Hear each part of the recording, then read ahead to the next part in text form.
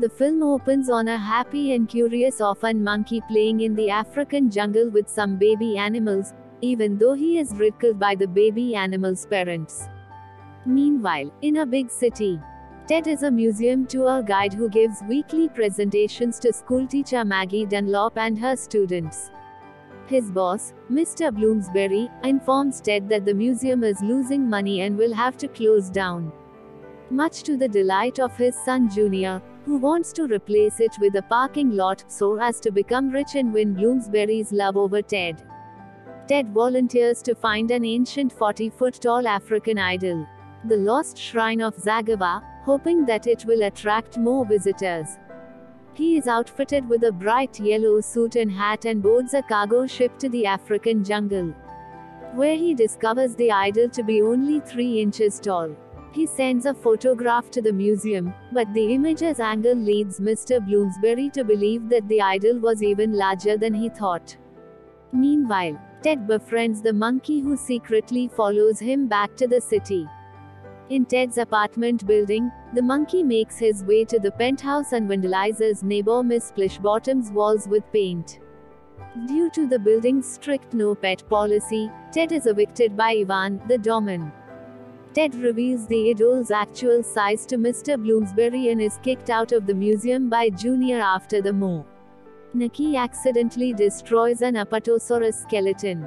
After a failed call to the Animal Control Service to try to get rid of the monkey, Ted and the monkey are forced to sleep outside in a park. The next morning, Ted follows the monkey into the zoo, where they meet Maggie and her students, and names the monkey George after a nearby statue of George Washington. George floats away on a bunch of helium balloons into the city, forcing Ted to commandeer a bigger bunch of balloons on a kite. George's balloons are popped by bird control spikes on a tall building, but he is saved by Ted before he falls to his death. After a flight around the city, George and Ted make their way to the home of Clovis, an inventor. George discovers that an overhead projector makes the idol appear huge.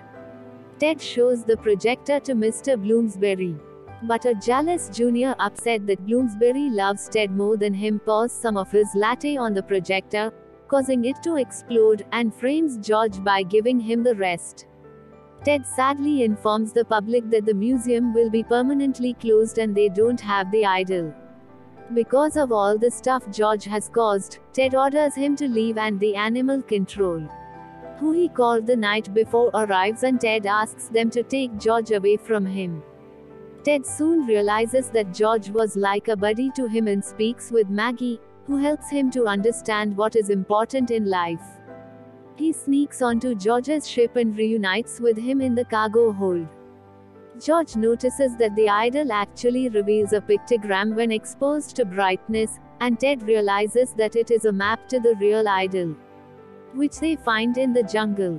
The real idol is finally displayed in the museum, which reopens with new interactive exhibits.